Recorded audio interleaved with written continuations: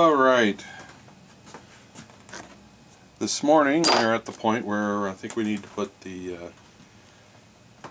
flywheel on this thing, and before we do that I need to put the clutch back together. And the way you kind of do that is that there are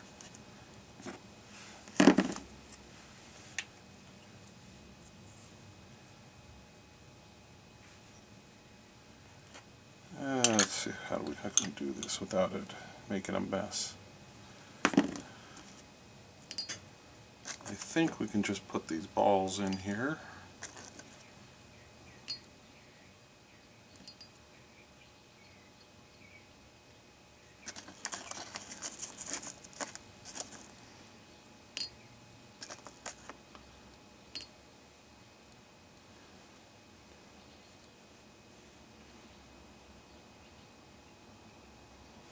Does this thing have an extra ball? I think it has an extra ball in it. Anyways, one of the things it says to do is before you put it together is you're supposed to put a drop of oil in here. Do not lubricate where the balls go, as that will cause problems later.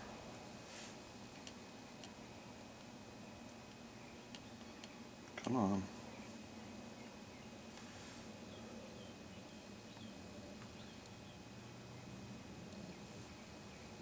Oh, no, there's...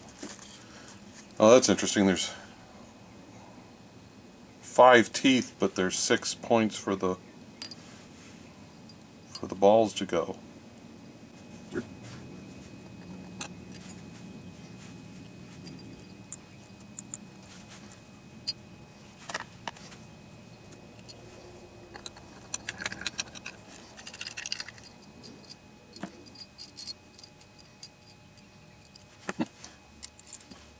Oh, it's easy.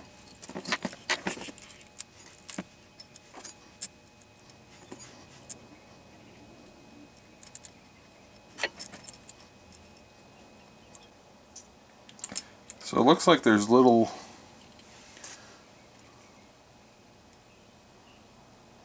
marks in here that seem to indicate possibly where the balls go.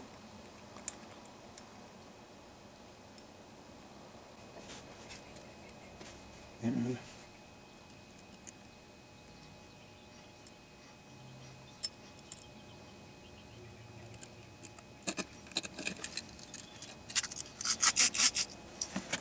alright, I think that's got that.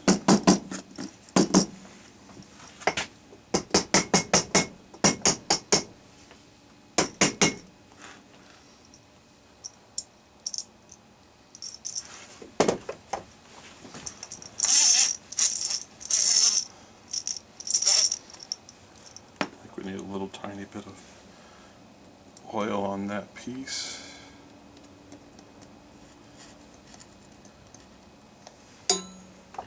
This clutch probably needs to be replaced. It's pretty old, and inside it's kind of worn out.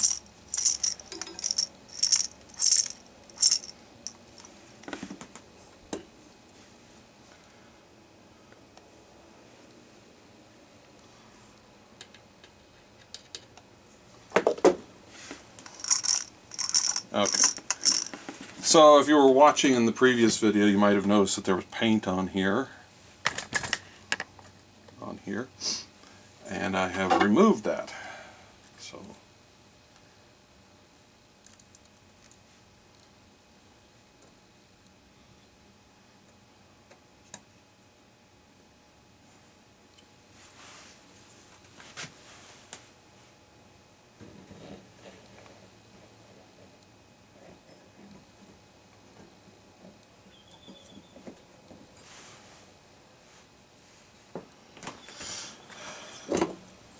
alright.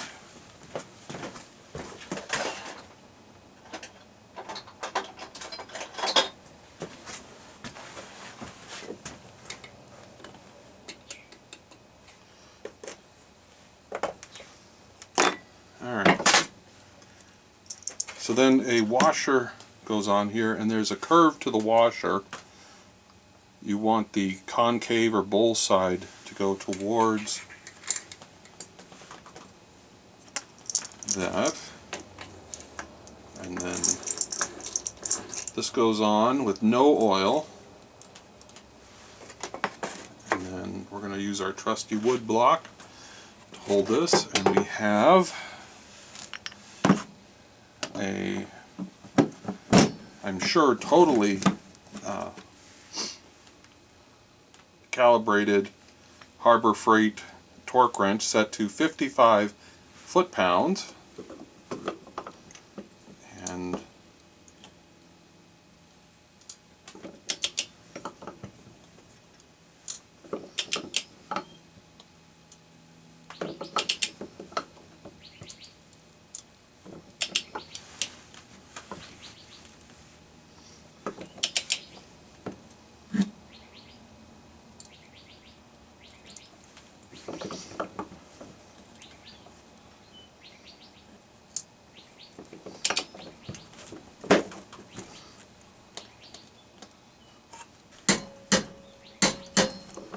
alright, 55 foot-pounds.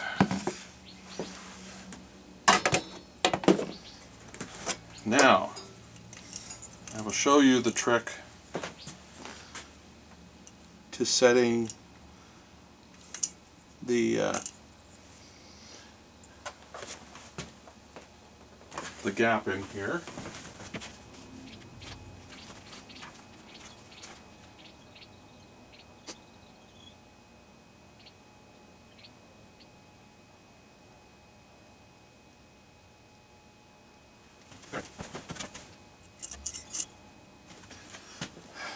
So the trick with this is that what you need is, according to the manual, a .008 piece of brass shim stock, or the tag that comes with one of these, or, and this is in the case of the instructor I had in 6th grade, an IBM punch card.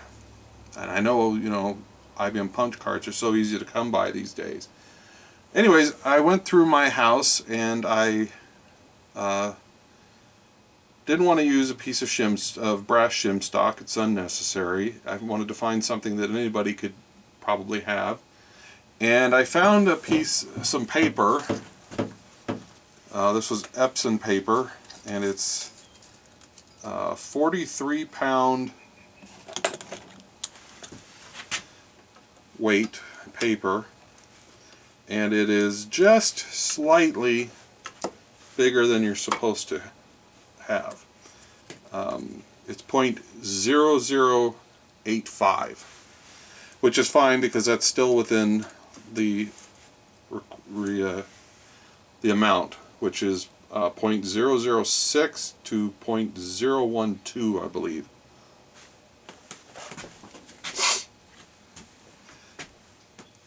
Anyways, you put this piece of paper in there, lined up with the magnet, loosen the screws, this will drop down, and then once it drops down, all you have to do is tighten it. And that's it. You will have the correct gap. Of course, the fun part is getting the paper out. And you can reuse these pieces of paper as many times as you want. By the way, this is 43-pound stock. You can use 42 and possibly even 44.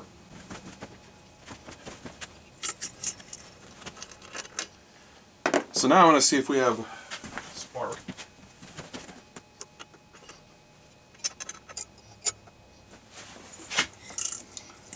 Yep, spark.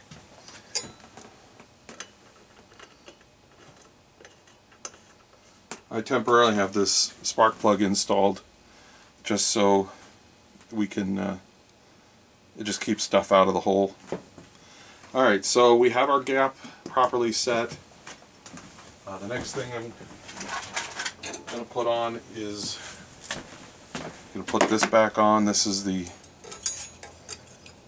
part of the governor. I took it off because I didn't want to damage it any more than it already was.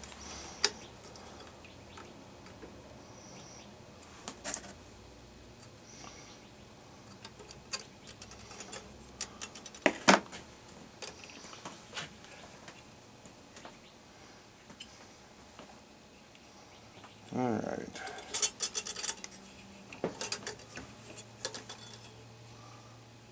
I may have to tie wrap those wires out of the way. Alright, so the next thing would be that we're going to set up and start putting the carburetor back together. Alright, let's see if we can get this thing back together properly.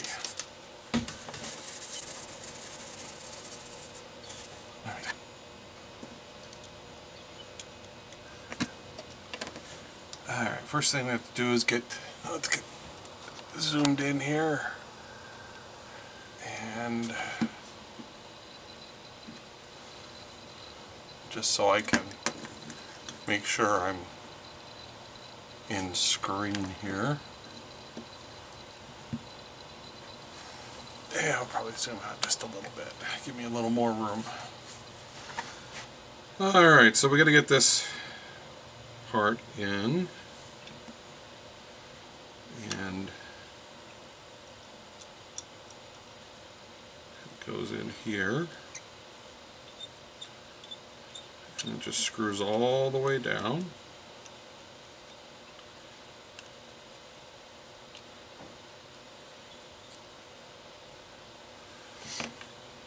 And then this part goes in.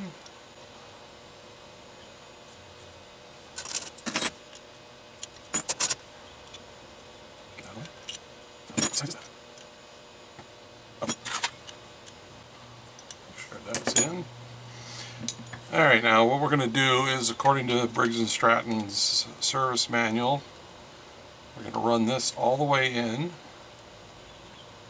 and then back it out 1 1/2 turns. And that's supposed to allow us to start the thing. And then we have to adjust it from there. Alright, now the next part is kind of fun because it's now been so long I don't remember exactly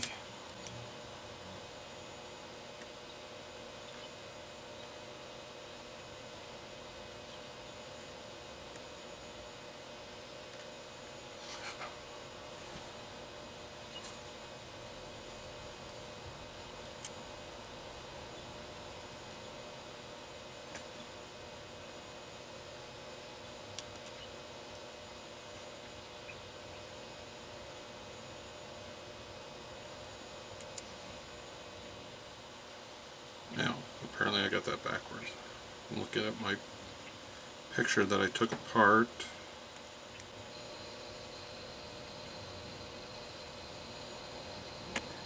The thing that's got me worried is this little tiny piece. I don't know what that came off of.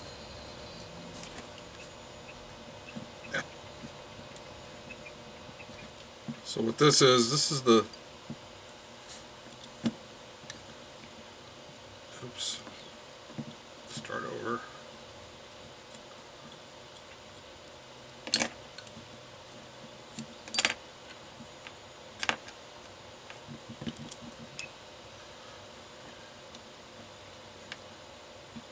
This is the part of the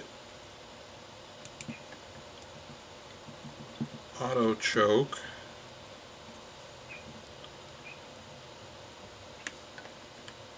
Oh, that's what that is. Goes on there.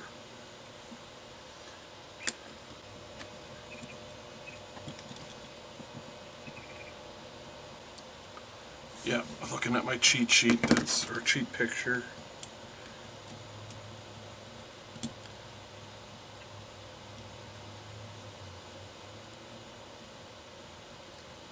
Alright, So the way this works is, first we have to get this level, and then tighten this down.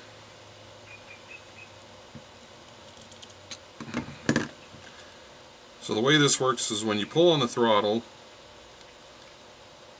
it's supposed to, doesn't really do it on this model, or maybe I need to put a little bit of oil. But anyways, it's supposed to push the choke on. And then you notice it sticks, and then as soon as the engine starts going, the vibration of the engine actually just makes that pop closed. And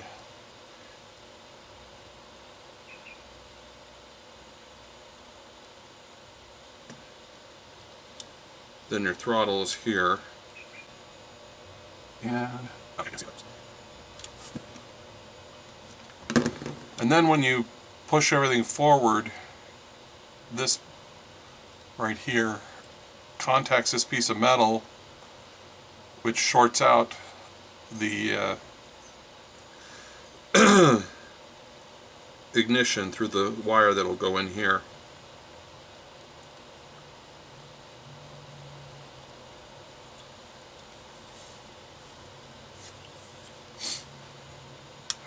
Alright, so then this piece holds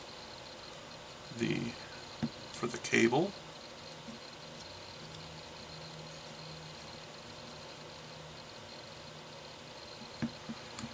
And then on the bottom here, there's this really thin gasket, and previous one was homemade and this one was homemade. I don't know if the original ones had a hole big enough to go through here. By the way, when you clean this out, when you remove this thing is very delicate, extremely delicate.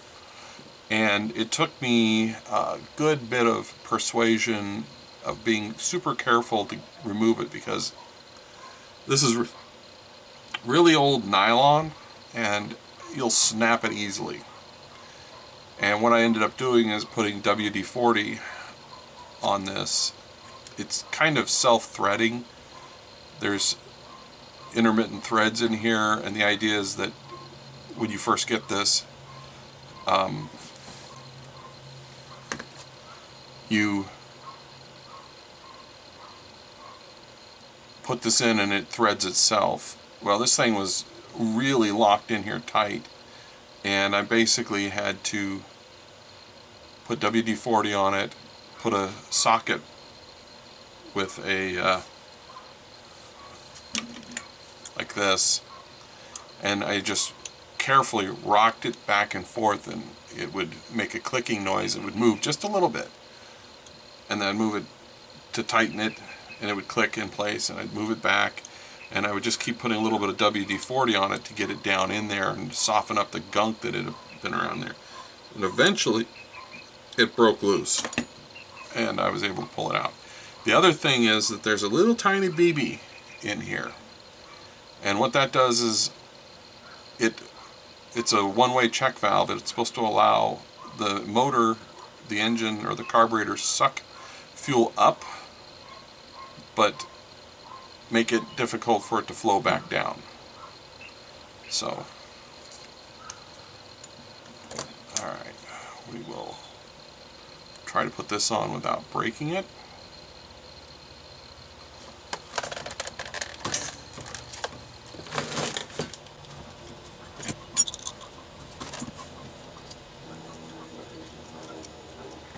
And we don't want to over tighten it.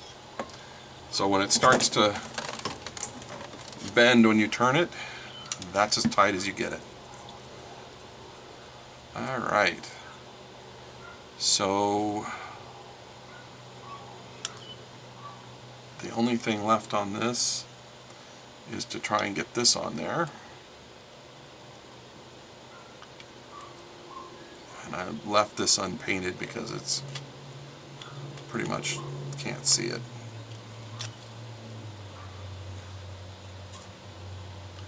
This one is actually broken, but because of how it goes on and sits, it's fine. I've already put way too much money into this engine.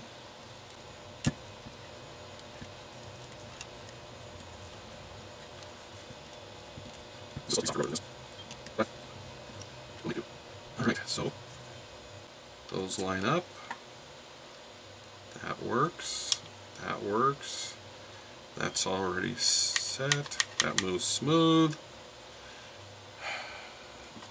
So the next part is to get that on to the engine, and before I can do that, I have to find another one of these, or something like it. I think this is a 1/4 bolt that holds the carburetor on, and it's a weird double slotted, but I'm going to see if we can get away with something else. Alright, we're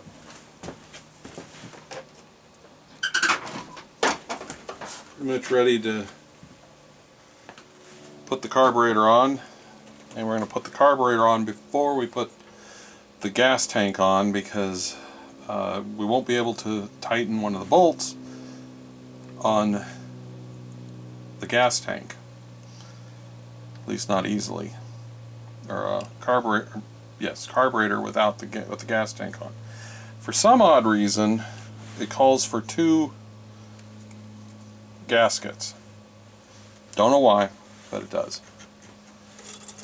So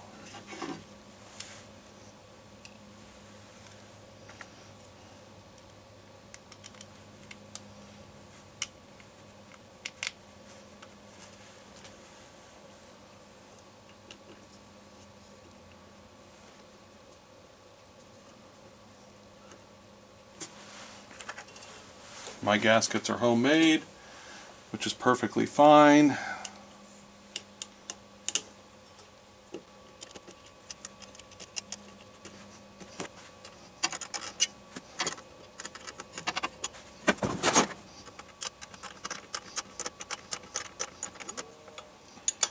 There's not really a torque for these, and it's not really any way to get a torque wrench onto it, so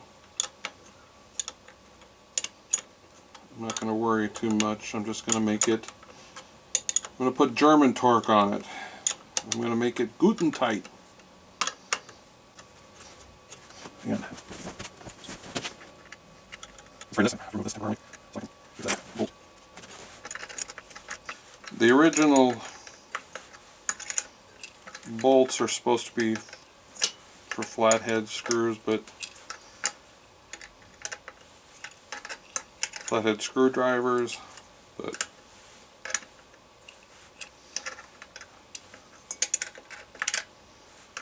this will work.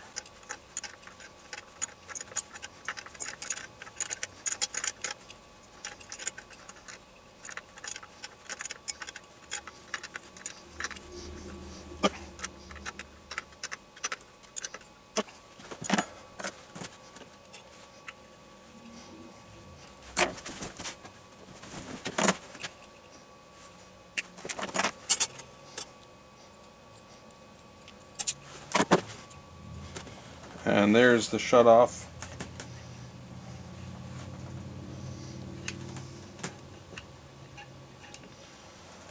Alright, now I have to do some research and see if I can find out which of these I connect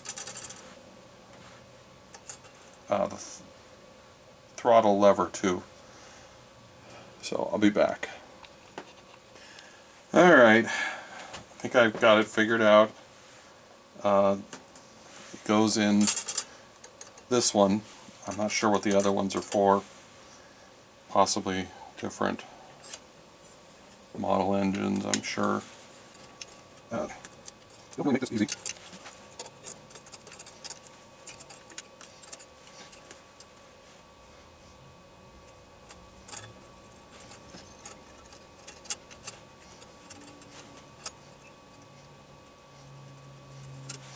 Okay.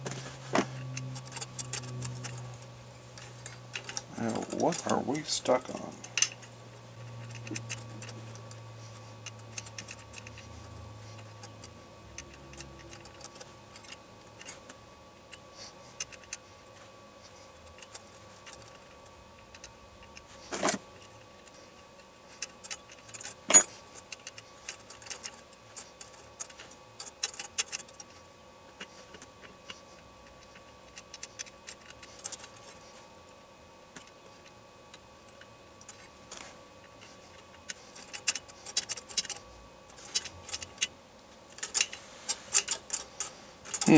That's not supposed to work like that.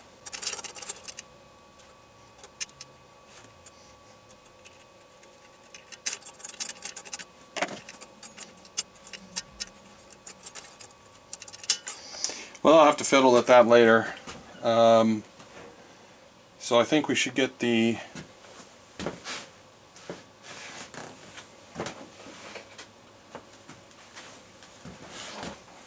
gas tank on.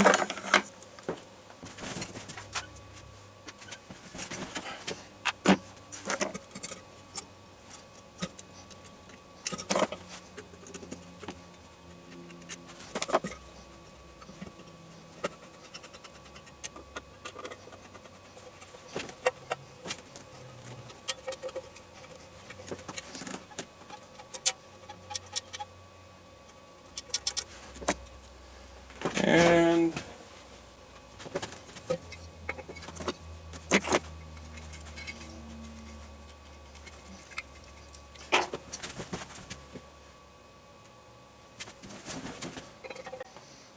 oh boy, can you guess what I did?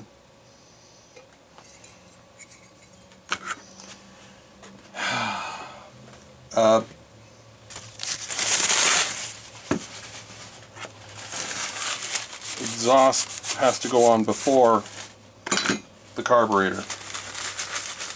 So I'm not going to film that when I fix it. I'll be back. Alright, let's get this on here. I put a little bit of anti-seize on it.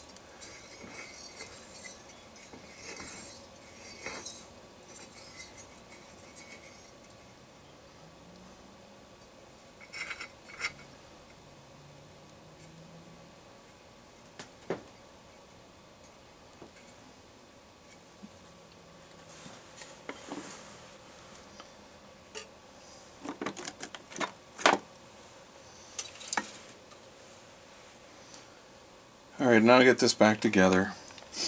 Okay, we're getting closer. I did some fiddling with this, and we'll find out if it's going to work right. So we need to tighten this down.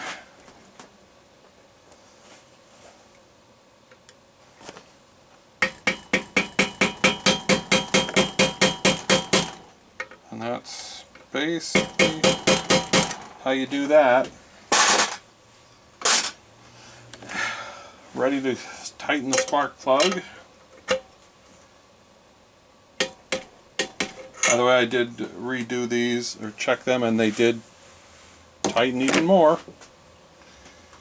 So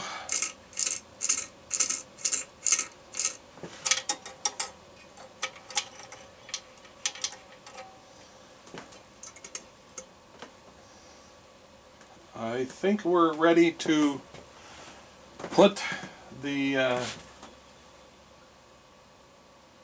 cover back together, and I'll have to get set up for that. I want to clean my hands before I start working on that. Okay, this is one of the fun parts. Basically the idea is we have to get this wound up on this and installed in that. So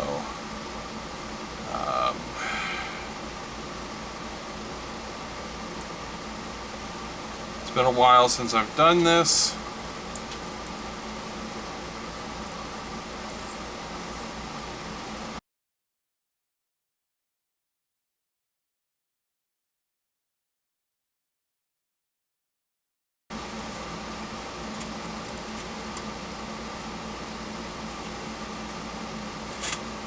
Well, something's not right. I cannot do this on camera. Okay. I'm sorry about that, but that just could not get that spring on there.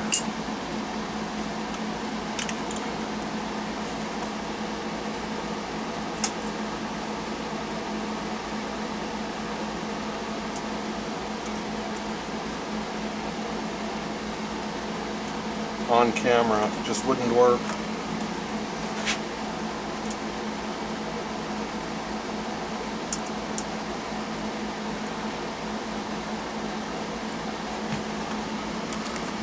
So I gotta get this large chunk filter, and yes, you'll notice it's red. I just decided to make it red.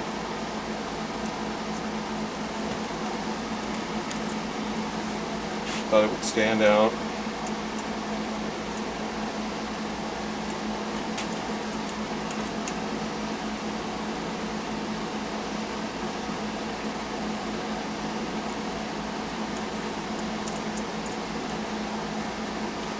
That spring was very difficult. I'm not entirely sure if it's on correct. We'll only find out when I try to use it a couple of times. Alright, so it's there. It's together. Well, we'll find out.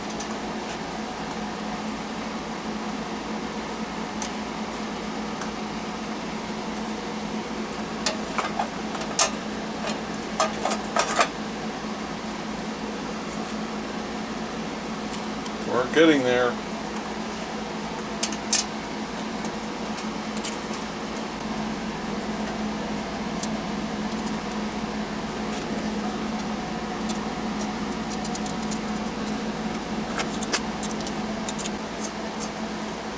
I do have a set of decals coming.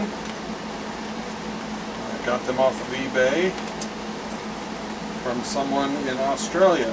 The only place I could find that had the right looking ones and the complete set for this engine.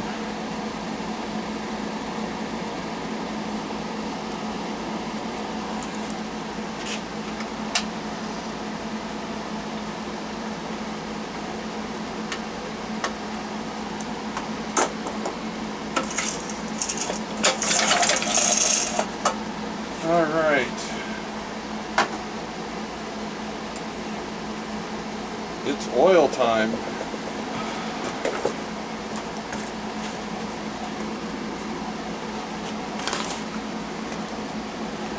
The original specs for this called for, I think it was 10W20.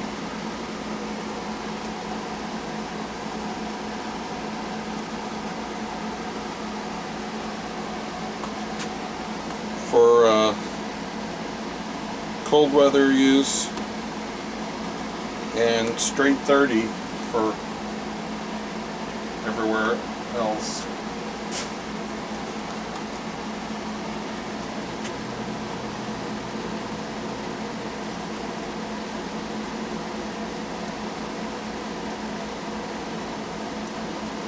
And once again, the instructions for this, for putting oil in it, say to fill it till it overflows.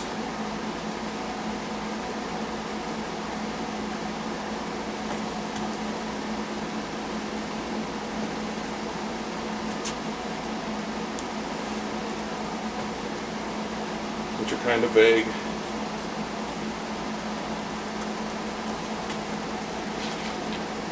So,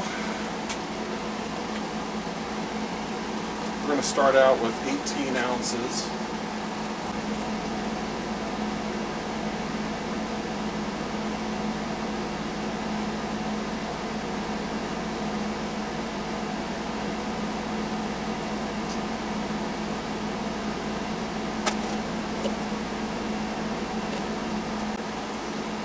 takes a bit more than that.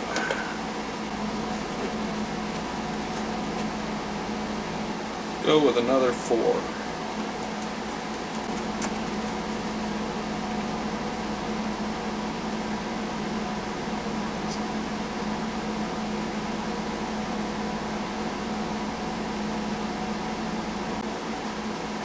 Alright, it looks like it takes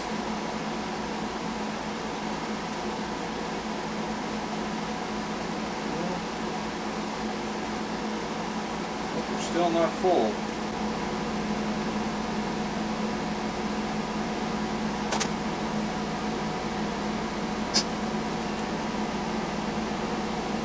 I'd say that's pretty close to overflowing. So at least 22 ounces. I definitely wanted to get that in there so I didn't forget it. Alright. Next is the air filter.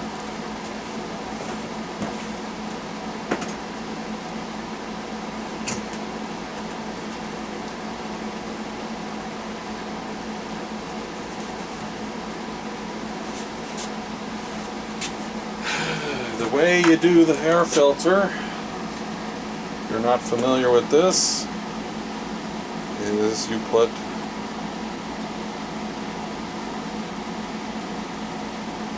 oil in the air filter.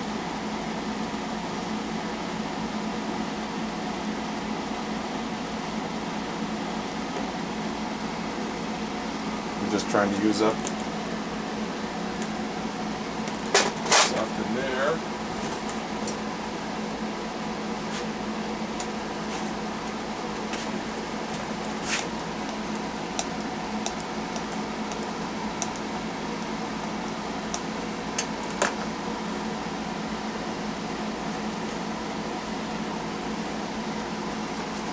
And the squeeze.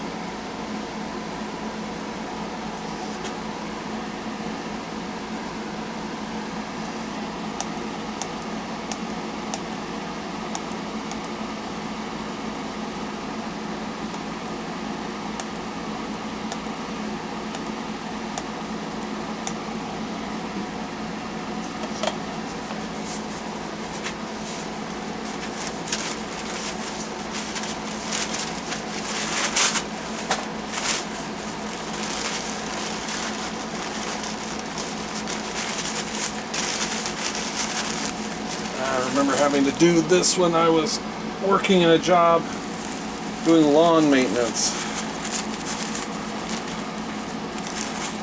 There, that's good.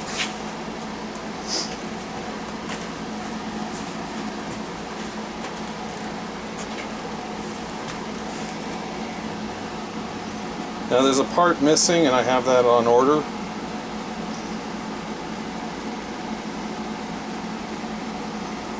It's holds this in shape.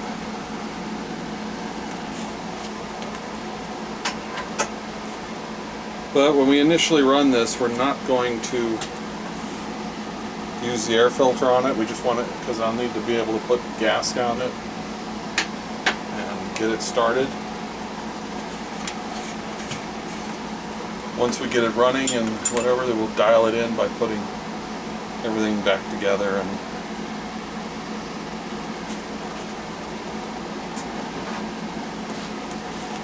so it's time to put gas in it.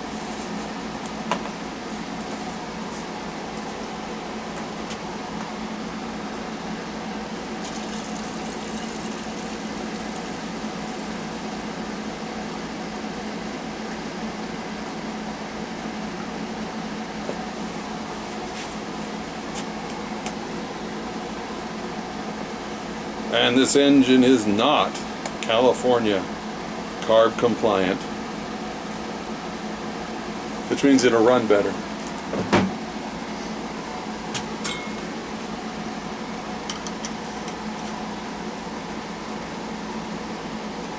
Okay, I need to get this thing off the bench and outside where I can run it. And so that'll take a little bit.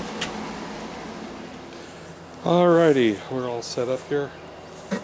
I have my old-timey tachometer to set the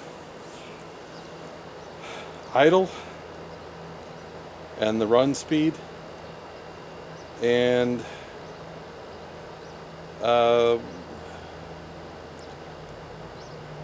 first I'm going to try to start it with nothing other than the choke. If that doesn't work, I've got some gasoline to put in it.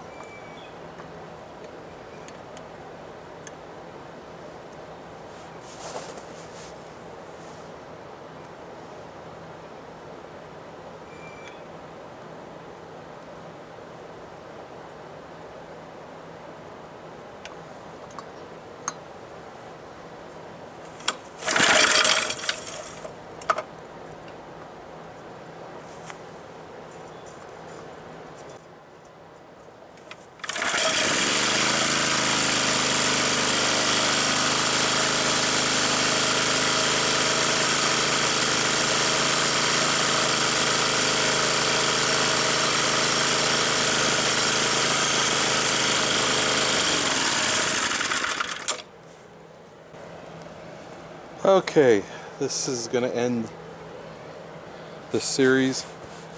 There's just some few nitpicking things that need. The screw is the wrong size, and I need that piece of plastic that goes in there.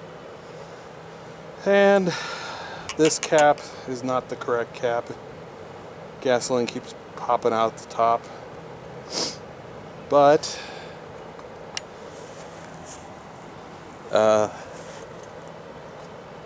it works. So we'll call this a success. I'm gonna let this thing bake out here in the sun for a little bit. But that's it for this series. Hope it wasn't too boring. Later.